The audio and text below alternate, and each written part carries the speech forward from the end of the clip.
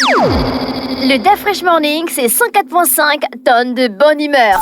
Tous les matins sur Urban FM. La meilleure radio de la capitale. La meilleure radio de la capitale.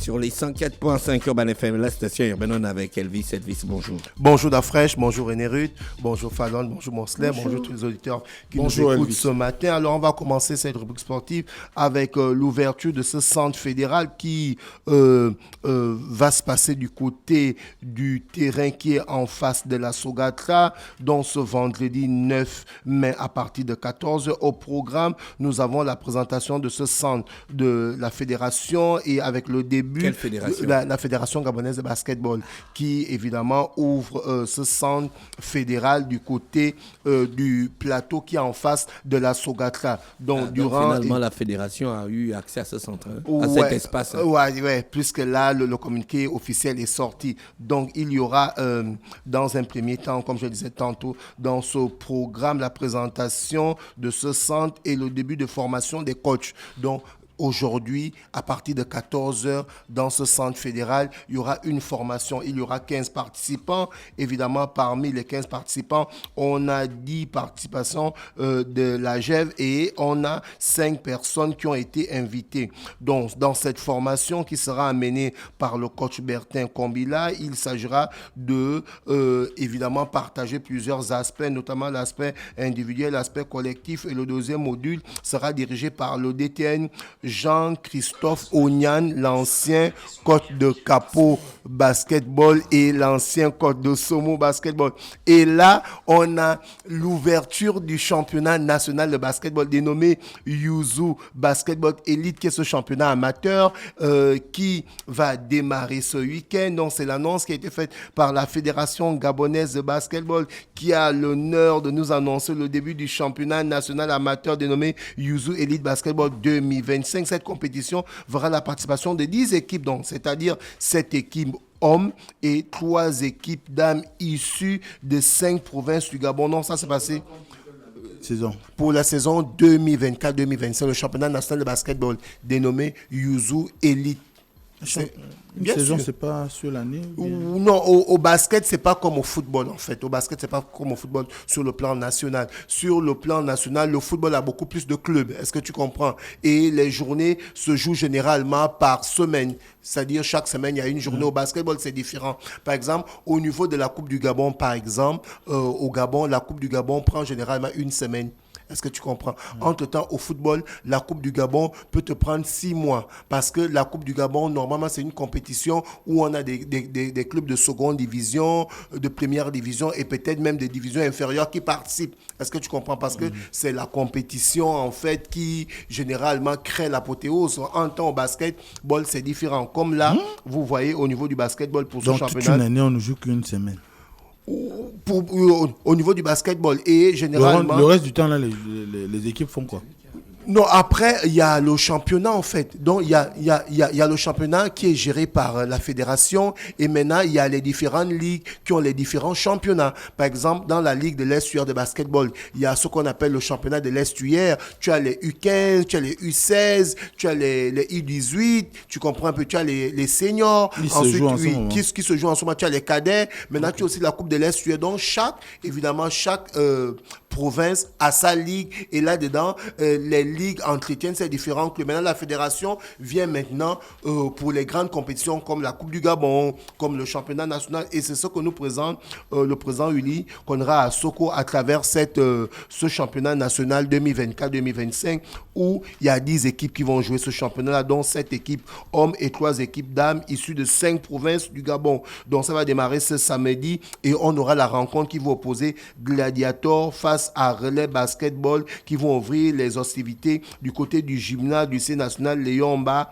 à partir de 17h. Donc demain, samedi, c'était pour parler du basketball. Ensuite, on a, comme je le disais tantôt, il y a les provinces qui ont les différentes ligues qui animent leurs activités et maintenant les fédérations viennent organiser les grandes compétitions qui vont permettre aux clubs qui vont se distinguer d'aller jouer les coupes africaines. Là, on a au niveau de la Coupe de la Ligue de l'Est-UR. Là, on parle de volleyball ce samedi 10 mai à partir de 14h. On a Escap qui sera opposé aux Anges ABC. À partir de 16h, on a Aslova qui sera opposé à Funi. Et ensuite, on aura les demi-finales de la Coupe de la Ligue. On parle de volleyball à partir de 18h.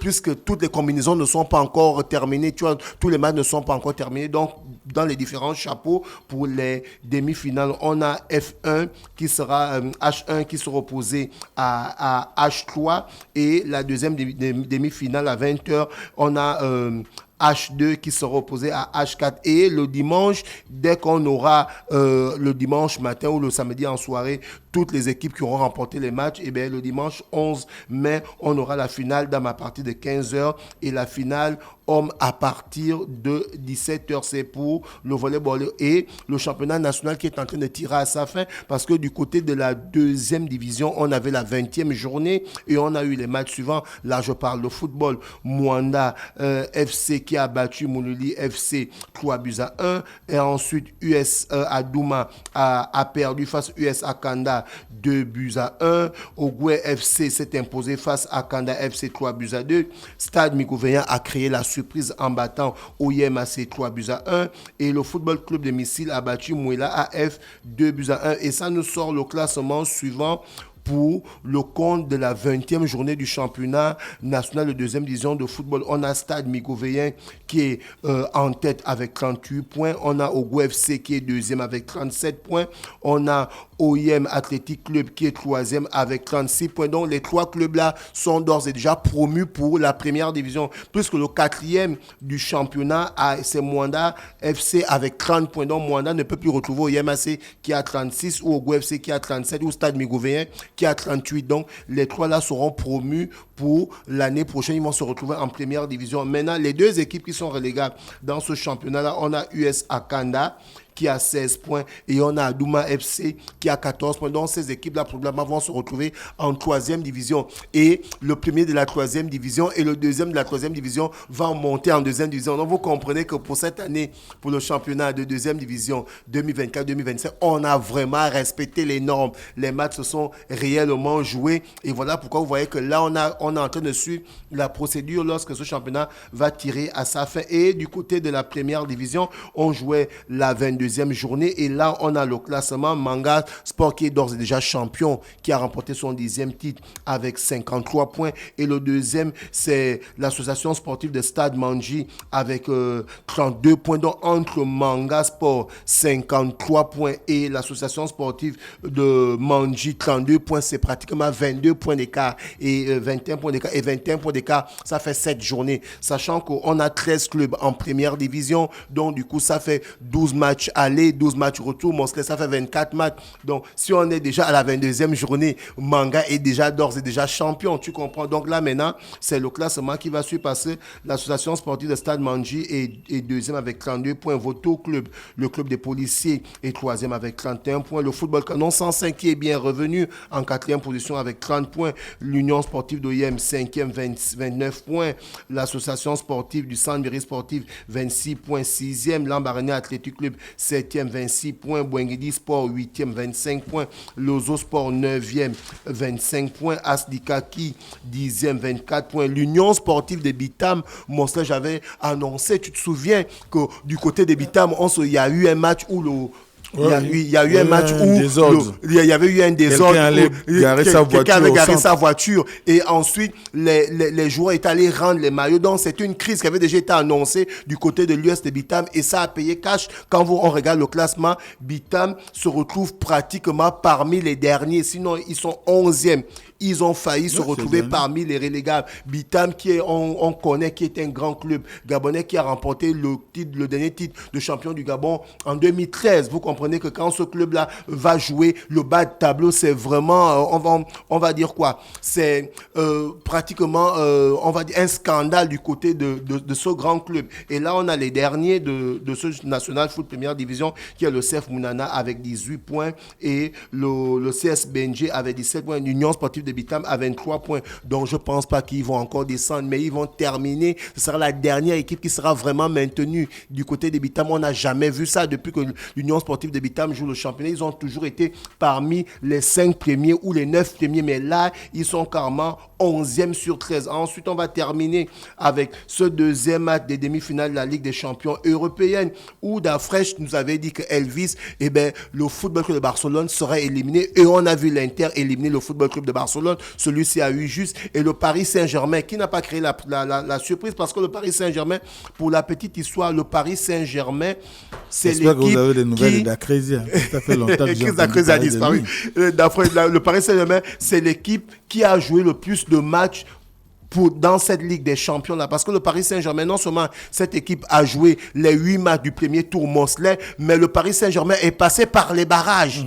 Donc ils ont joué les 8 matchs du premier tour. Ensuite ils ont joué les barrages en aller et retour. Ça fait 10. Ils ont joué les huitièmes de finale. Ça fait 12. Ils ont joué les quarts de finale. Ça fait 14. Ils ont joué les demi-finales. Ça fait 16. Donc le Paris Saint-Germain se retrouve avec 16 matchs de Ligue des Champions. Et pour la petite histoire, pour ceux qui disent que le championnat français est faible, aujourd'hui le Paris Saint-Germain a montré qu'à travers leur niveau, le championnat de France est vraiment vraiment fort, parce que le Paris Saint-Germain, pour être qualifié pour les huitièmes de finale, ils ont dû battre Manchester City pendant la phase de groupe. Ensuite, arrivé en huitième de finale, ils ont éliminé Liverpool, qui est le champion d'Angleterre.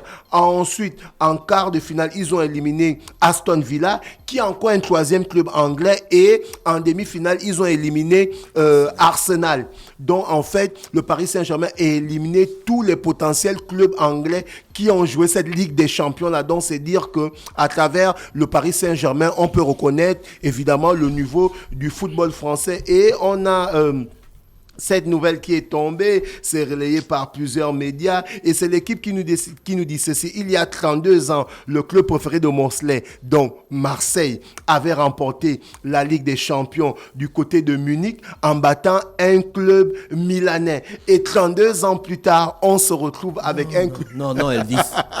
Non, frère, c'est pas moi. Non, c'est l'équipe qui dit ça, c'est pas moi. C'est une fausse analyse. Mais bon, si le Paris Saint-Germain remporte, on va dire que l'équipe a eu juste... Il y a un gars qui a fait une analyse pour dire que quand un pape mourait, l'année suivante, c'est une équipe anglaise qui gagnait la Champions League. On a éliminé toute l'équipe anglaise. Voilà. Non, il a eu l'année suivante, pas cette année. L'année prochaine. L'Inter va bastiller le PSG. Tout le monde sait ça. Donc l'équipe nous dit il y a 32 ans, Marseille, un club français, tu vois, non, s'était retrouvé en finale à Munich. On n'est pas pareil. Et ils avaient battu, évidemment. C'est la première fois que le PSG arrive en finale. Non, c'est pas la première fois, c'est la deuxième fois. C'est la deuxième fois. Bon. En 2020, ils étaient déjà en finale, je crois. Oui, en 2020, contre le Bayern. Ils ont perdu 1-0. Donc là, si évidemment le Paris Saint-Germain remporte la finale, donc ça veut dire que cette ville de Munich, ce stade-là, porte chance au club français. Au club français, effectivement, c'était pour ça. Voilà. Donc la finale de la Ligue des Champions, je rappelle, ça va se passer ce 31 mai, où on aura l'Inter de Milan, amené par Simeone Inzaghi, l'entraîneur italien, face au Paris Saint-Germain, amené par l'entraîneur Luis Enrique. Le Dafresh Morning, c'est 104.5 tonnes de bonne humeur. Tous les matins sur Urban FM. La meilleure radio de la capitale. La meilleure radio de la capitale.